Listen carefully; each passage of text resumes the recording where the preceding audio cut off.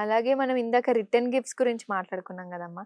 చాలా మందికి ఏంటి ఒక గిఫ్ట్ అంటే ఏదో వాయనంలాగా ఇవ్వట్లేదు. అదేదో ఆనవాయితీలాగా ఇప్పుడు వాళ్ళిస్తున్నారు కదా! నేను ఇంకేదైనా గొప్పగా ఇవ్వాలి. ఇలాంటి అపోహలో ఉంటున్నారు. అసలు ఈ వాయనాలు ఇచ్చేటప్పుడు ఎలాంటి పద్ధతులు పాటించాలి?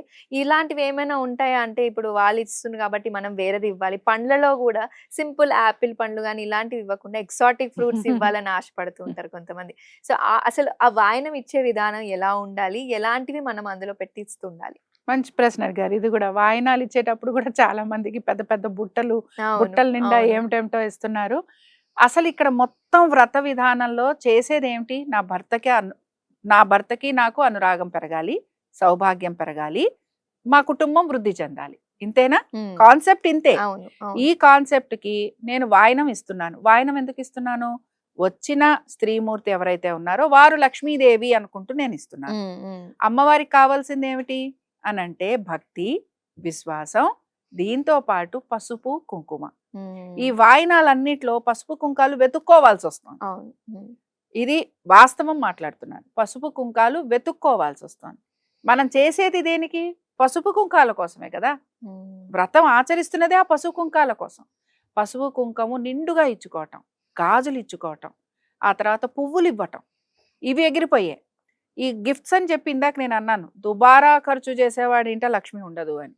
అలాగే హ్మ్. ఇంకొక్క మాట నేను చెప్పాలనుకున్నది. ఈ మధ్య కాలంలో జర్మన్ సిల్వర్ చాలా అవును. ఫేమస్ హ్మ్. అయింది. నేను దీన్ని కొనేవాళ్ళని, అమ్మేవాళ్ళని నేను ఎక్కడ తప్పు పట్టను. కానీ పూజలో వాడొద్దు అని మాత్రం చెప్తాను. హ్మ్. దీనివల్ల మీకు ఫలితం ఏమైనా వస్తుందా అనంటే ఏమీ రాదు. దానికంటే 4 పూలు తీసుకొచ్చి అమ్మవారికి పెట్టి అష్టోత్తరం చదువుకుంటే ఫలితం వస్తుంది. కాబట్టి ఇదొక్కటి నేను చెప్పాలనుకున్న విషయం. నేను ఎవరిని తప్పు పట్టను. మీరు అందంగా అలంకరించుకోవాలనుకుంటారు. చక్కగా అలంకరించుకోండి.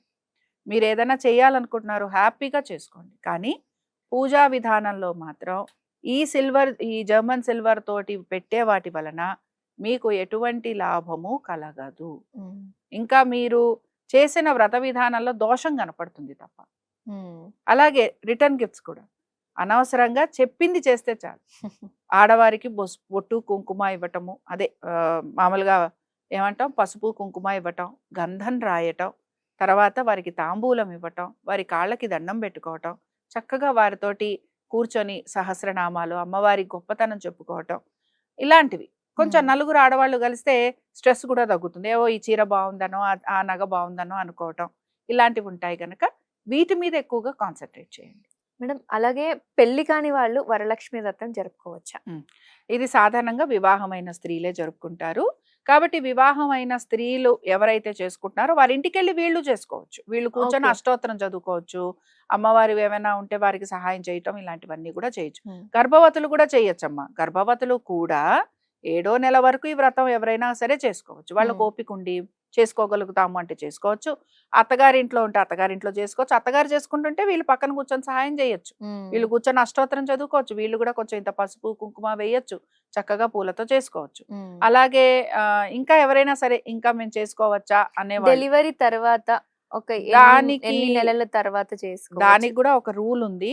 ఆ రూల్ ప్రకారంగా ఇప్పుడు సాధారణంగా డెలివరీ తర్వాత ఒక 15 డేస్ మినిమమ్ ఎంత మనకి అవును. 10వ రోజు స్నానం అది ఇది అన్నీ చెప్పినా ఆడవాళ్ళకి ఇంకా అంత శారీరకంగా వాళ్ళు కొంచెం బలహీనంగా ఉంటారు. హ్మ్. కాబట్టి ఏంటంటే అలాంటివి ఉన్నవాళ్ళు చేసుకోకపోవటం మంచిది.